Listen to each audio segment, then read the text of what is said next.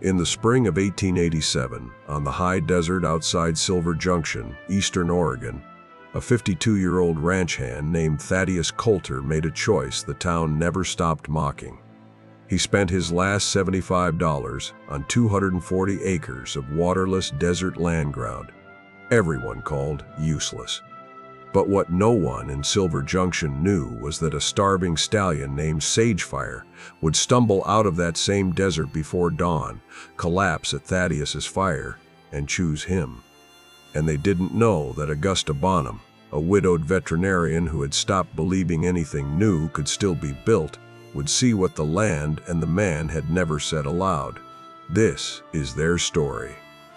A tale of what the world calls worthless, and what endures when someone finally stands. Thaddeus Coulter stood at the counter of the county courthouse while dust tapped against the tall windows like impatient fingers. The room smelled of ink, old paper, and damp wool coats drying too slowly. The clerk counted out the coins twice, once carefully, then again, slower. $75, the man said, stacking the last coin. He looked up at Thaddeus, then down at the paperwork. 240 acres. That's right. The clerk dipped his pen and hesitated. He lowered his voice, as if the walls themselves might repeat him. You know where this land sits? Thaddeus nodded once. High desert, The clerk continued. basalt and sage. No surface water. Folks say it doesn't keep things long. Men are fences. Thaddeus slid the final coin forward with 2 fingers. I don't need it to keep much. The pen scratched across the page. Thaddeus watched his name take shape, each letter pressed hard enough to dent the paper beneath. When the clerk tore the deed free, Thaddeus folded it carefully, creasing it along existing lines, then slipped it inside his coat and pressed his palm flat over it. Outside, Silver Junction moved with its usual confidence. Boots struck boardwalks. A wagon rattled past. 2 men leaned against the general store posts, coffee steaming in the chill air. That Coulter? One of them asked as Thaddeus crossed the street. Looks like it. The other replied. Man finally bought himself some quiet. Thaddeus swung up onto his mule without answering. He rode out as the town thinned behind him, houses giving way to scrub, fences to nothing at all. The land opened wide, pale and hard, the wind cutting low and steady. By dusk, he chose a shallow rise and unloaded his gear. The ground resisted his stakes, stone ringing beneath the hammer. When the fire finally caught, it burned small and stubborn, refusing to leap higher than it had to. Thaddeus ate beans from a tin and drank sparingly. As darkness settled, he removed a cracked pocket watch and set it near the firelight. The ticking was uneven but persistent, a sound that held its place against the wind. The canvas snapped once. Thaddeus reached up, tightened a rope, then sat again with his hands open to the heat. I don't know how to keep going. He said, his voice carrying only as far as the fire allowed. The wind answered by shifting direction. Sparks lifted, scattered, and vanished. No house stood waiting. No voice called him back. The land offered nothing. And Thaddeus remained. The wind rose after midnight, low at first, then sharp enough to snap the edge of the canvas. Thaddeus woke fully this time. He sat up, pulled on his coat, and fed the fire until it caught again, the small flames leaning sideways in the wind. He poured coffee into a tin cup and drank it standing, boots plaited wide for balance. The desert beyond the firelight lay flat and unmarked, the kind of darkness that felt deliberate. Thaddeus reached into his coat and took out the cracked pocket watch. He thumbed it open, listening to the uneven ticking, then closed it and slipped it back into his pocket. The wind shifted. A sound followed it, ragged, uneven, wrong. Thaddeus turned his head and waited. The sound came again, closer this time, like breath dragged through dust. He took the lantern and walked beyond the edge of the firelight, the ground crunching under his boots. The sound came from behind a low basalt rise. Thaddeus climbed it slowly, lantern held low, until the light fell across a dark shape in the sand. A stallion staggered forward 2 steps and collapsed.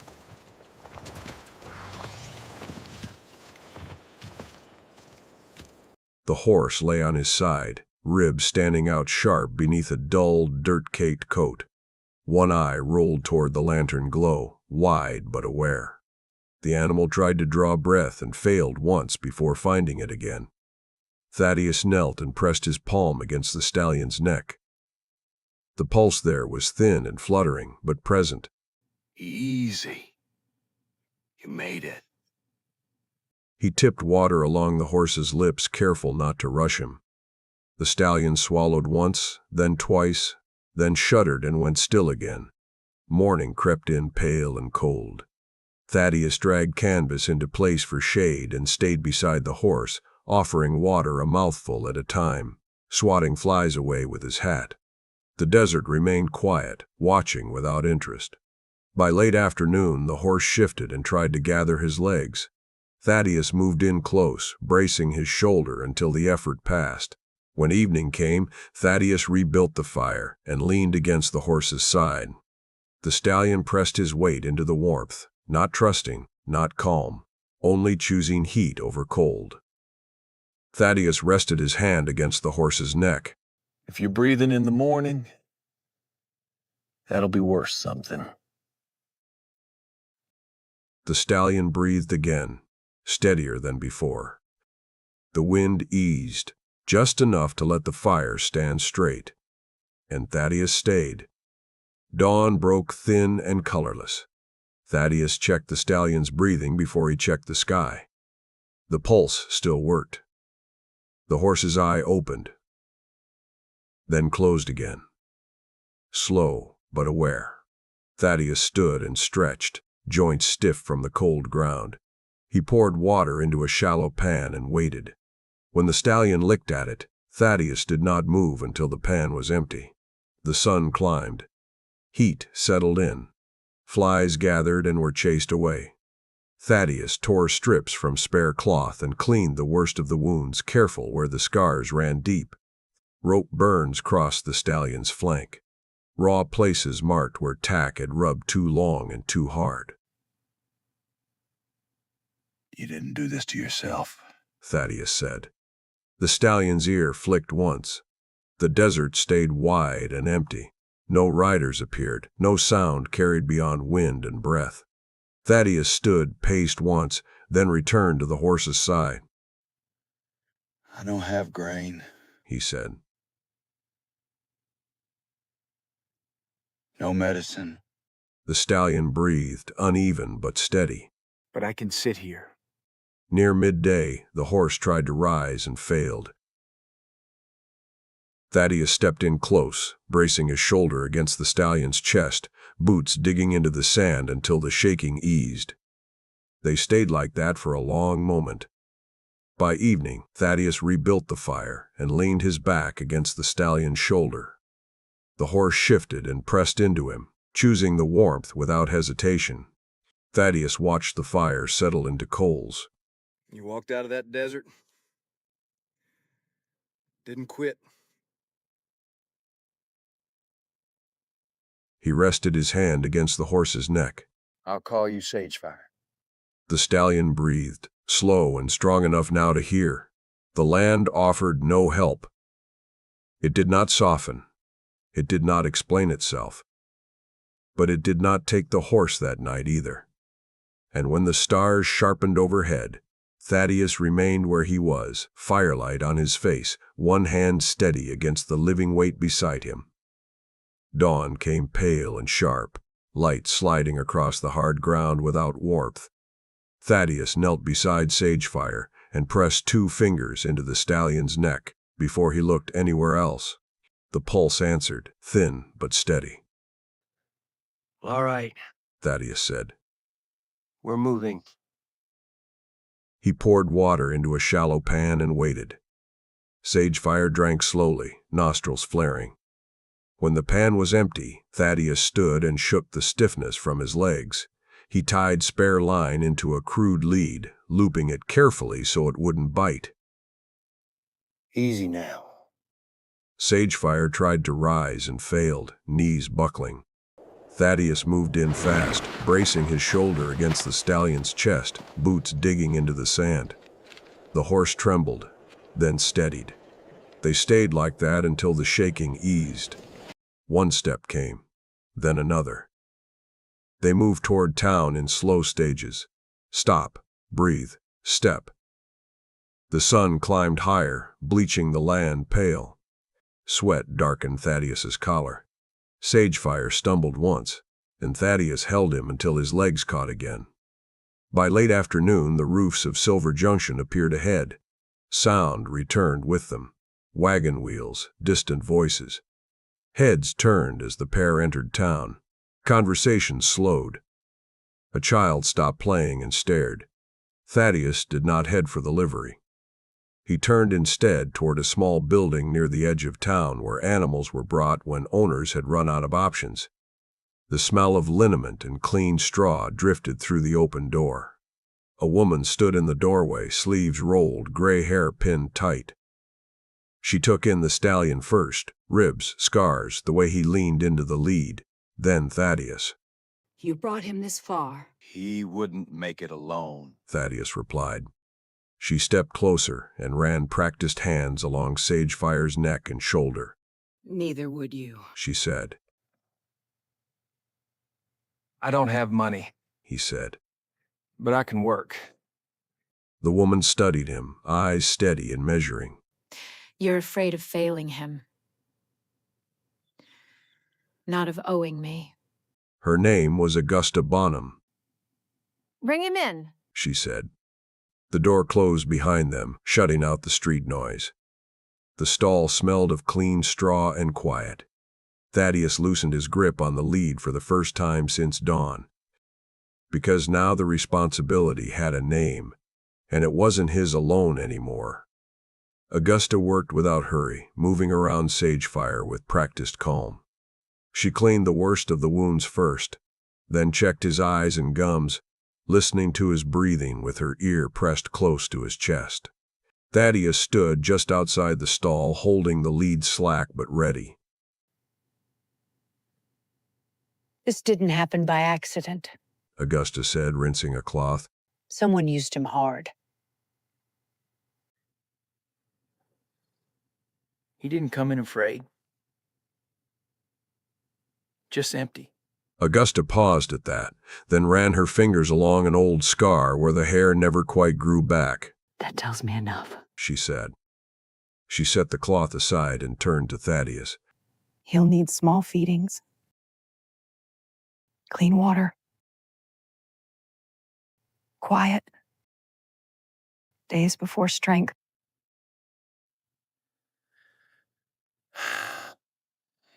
I can do that. Thaddeus said. You'll work off the cost. Augusta added. Fence lines sagging. Barrels need hauling. Stalls need cleaning.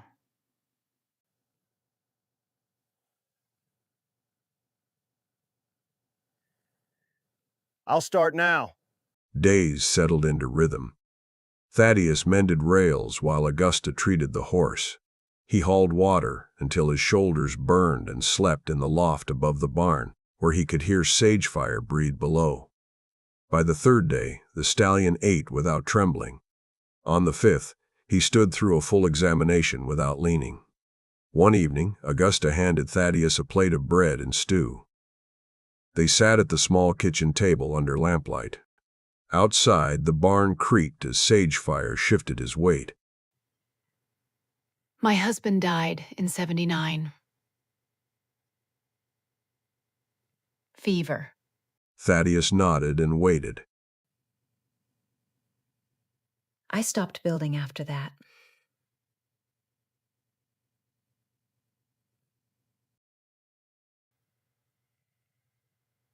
I've never had ground long enough to build on. Augusta studied him the way she studied animals, looking past posture to what held underneath.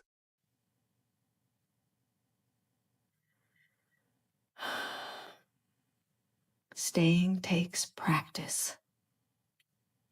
From the barn came a solid hoof strike, impatient and strong. He's getting his weight back. Thaddeus looked toward the sound and did not hide the relief on his face. Outside, the town watched more closely now, and towns rarely watched without deciding something. Silver Junction noticed the change before Thaddeus did. It began with small things. The way conversations paused when he stepped onto the boardwalk, the way eyes lingered longer than they used to. Sagefire's coat had begun to shine. His head carried higher now. That kind of recovery did not stay private in a town that lived by watching one another. Thaddeus crossed the boardwalk and stepped into the general store for grain. The room smelled of flour and leather. A man near the counter leaned close to another and spoke just loudly enough to be heard. That horse should have died out there. Desert would have saved everyone the trouble. Another man shifted his weight and answered not unkindly. But he's still standing. Thaddeus paid for the grain and left without answering. Outside, the voices followed him like dust. Man buys cursed land, another said. Brings trouble back with him. Thaddeus loaded the sack onto his mule. His hands moved steadily, practiced. When he turned, Eli Mercer leaned against the hitching rail, smiling without warmth. Heard you think that stallion belongs to you now, Eli said. Thaddeus met his eyes. I think he's alive. A few men laughed. Before Thaddeus could move on, a door opened down the street. Augusta Bonham stepped onto the boardwalk, sleeves rolled, eyes level. This town has plenty of men who enjoy watching things fail. I won't be one of them. You're risking your standing over a drifter and a half-dead horse. Augusta did not raise her voice. I'm choosing. That's different. Thaddeus untied his mule and rode out without looking back. Night fell clean and cold. Thaddeus checked Sagefire's bandages by lantern light. The stallion stood solid now, shifting his weight with purpose. When Thaddeus finished, Sagefire lowered his head and rested it briefly against his shoulder. Thaddeus stilled and set his hand against the horse's neck. Outside the barn, hoofbeats sounded, measured, unhurried, confident. A rider stopped at the fence line and sat watching the barn as if it already belonged to him. The rider dismounted and walked forward, boots clean, posture easy. Thaddeus straightened and turned toward the sound. Because this time, judgment had arrived wearing power. Judson Pike crossed the fence line without asking. His horse was well fed, his tack polished, his coat cut from good cloth. He stopped just short of the barn door and looked past Thaddeus toward the stall. That stallion shouldn't be here. You're holding property that belongs to me. Sagefire shifted inside the stall, ears flattening. The scars along his flank caught the lantern light like old seams. He came out of the desert, Thaddeus said. collapsed at my fire. Judson smiled thinly. then you should have let him die.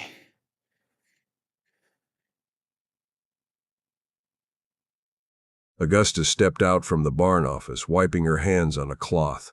She took in Judson Pike in one measured glance. Your victory, Pike, son. The stallion's name is Desert Sovereign. Worth more than this whole building. Augusta moved closer to the stall and ran her fingers along the brand. She did not hurry. This mark has been altered. Burned twice. You're a veterinarian, He said. not a judge. And you're not innocent. Augusta replied.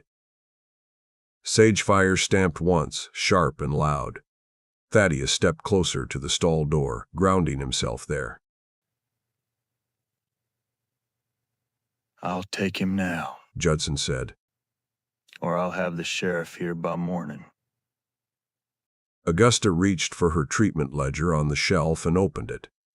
You'll need more than that. She said. Your ranch records didn't vanish as cleanly as you think. Judson's gaze flicked to Thaddeus. Men like you don't keep things like this. You don't hold on to them. Thaddeus did not move. He's alive. He said. That's enough. Judson stared at him a moment longer, then stepped back. The law will decide, Judson said. He mounted and rode off without looking back. The barn felt colder once he was gone. Sagefire snorted, uneasy.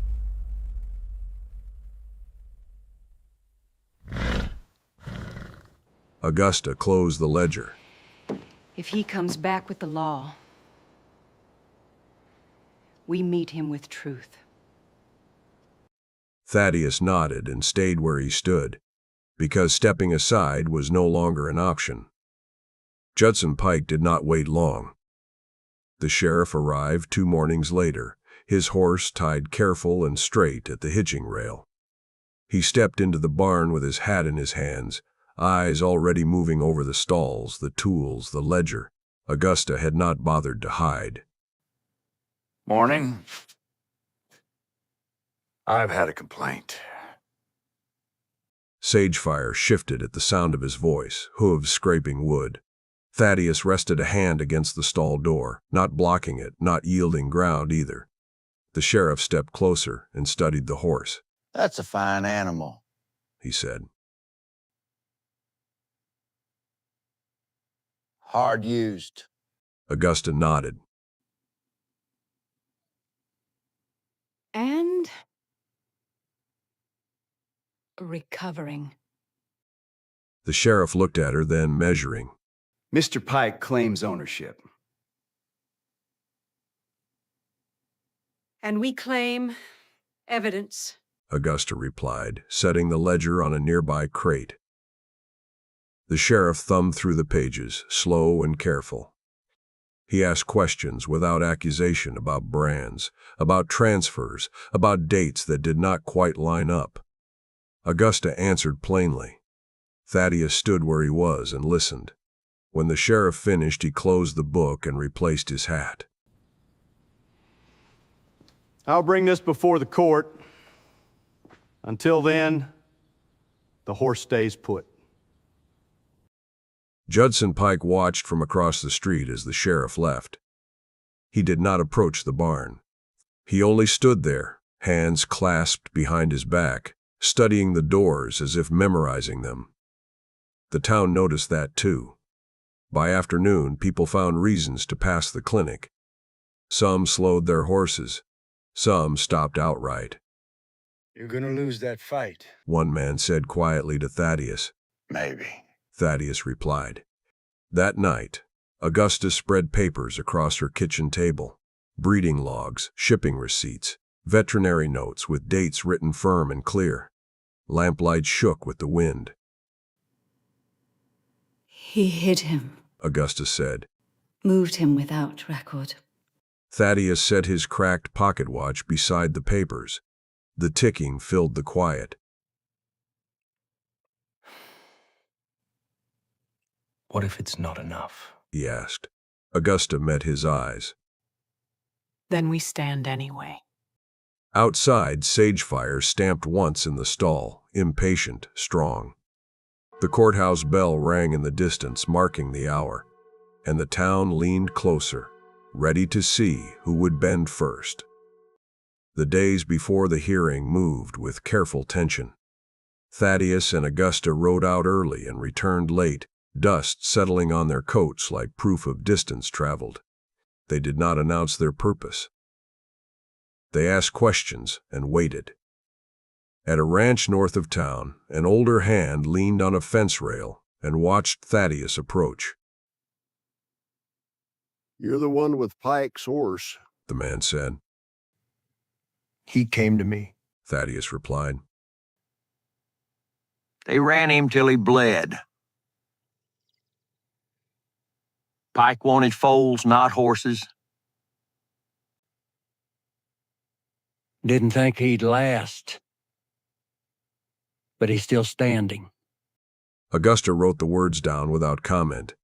At another place, a former stable boy hesitated in a doorway, eyes flicking toward the road.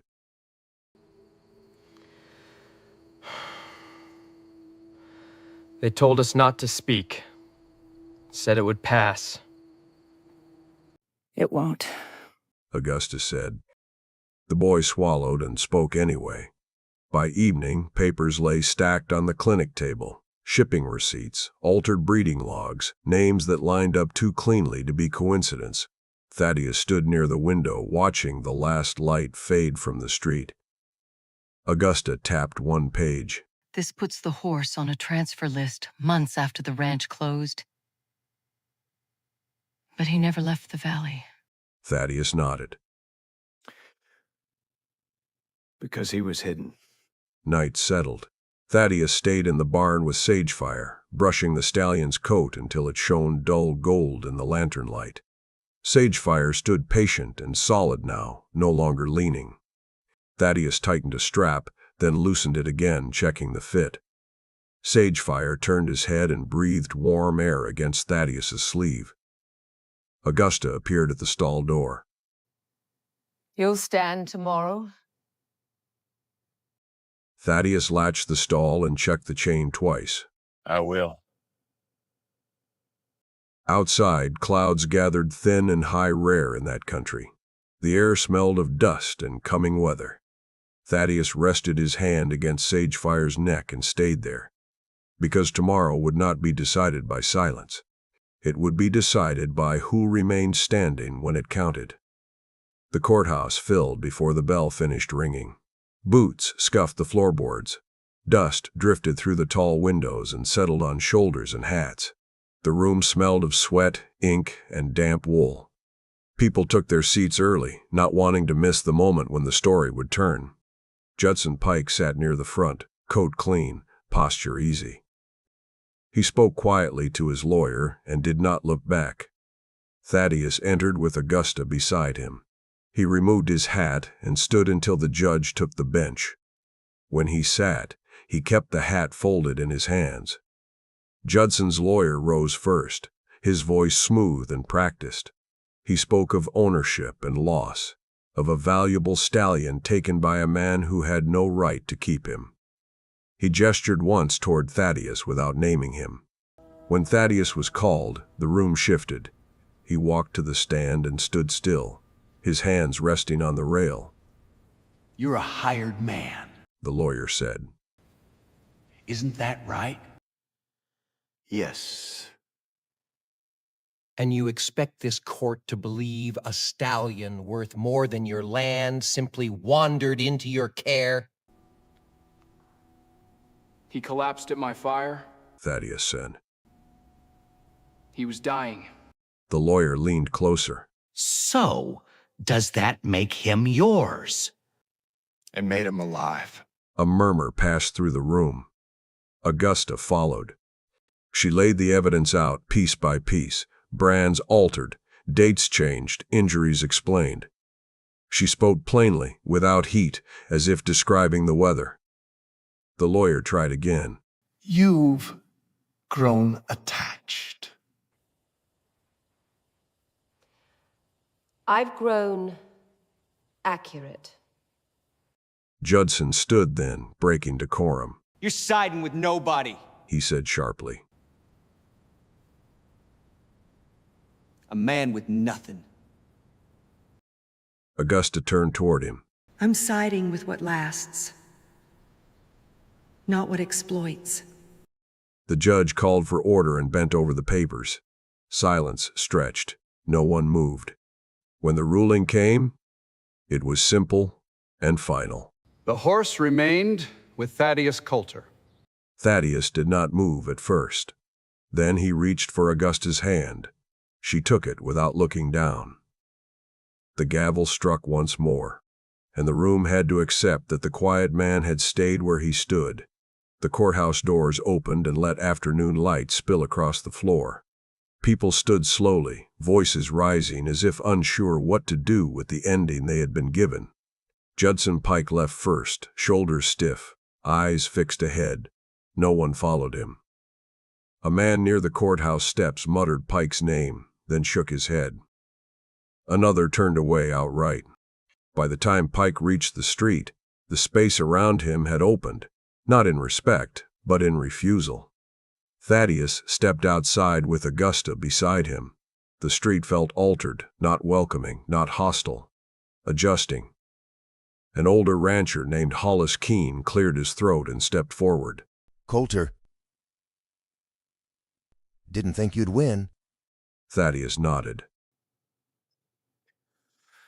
Neither did I. If you're fencing that land of yours, I've got posts you can have. Been sitting too long. Another man offered scrap lumber. A woman pressed a sack of grain into Thaddeus's hands without meeting his eyes. No one apologized. They simply corrected course the only way they knew how. Augusta watched it happen, her expression held in careful reserve. They follow proof, She said quietly. Proof lasts, Thaddeus replied. As they turned toward the street, someone behind them said it, not loud, not proud, just stating a fact. He's still standing. Sagefire stood waiting in the barn, head high, ears alert. Thaddeus opened the stall and ran a hand along the stallion's neck. Sagefire leaned into it, solid and sure. That part's finished, Thaddeus said. The fight ended. Life's still starting. Thaddeus hesitated, then nodded toward the west. Come see the land. I could use another set of eyes. Augusta studied him for a moment, then stepped up beside him. All right, She said. I'll see it. They rode out as the sun dropped low, the town behind them quieter than it had ever been, because judgment had spoken. And now the land would answer. Summer settled hard on the high desert. Heat pressed down without apology, bleaching the land pale and driving everything living toward shade and patience. Thaddeus worked from first light until the sun stood too high to argue with. Fence posts went in one by one, stone ringing beneath the hammer. A rough shelter rose beside the rise where his first fire had burned, boards replaced slowly as better ones could be spared. Augusta came often. Sometimes she brought supplies. Sometimes she brought nothing at all. She walked the land with measured steps, studying slope and stone, kneeling to sift dirt through her fingers. It's not dead ground. It's sealed, She said one afternoon, standing and brushing her hands clean. They dug where she marked.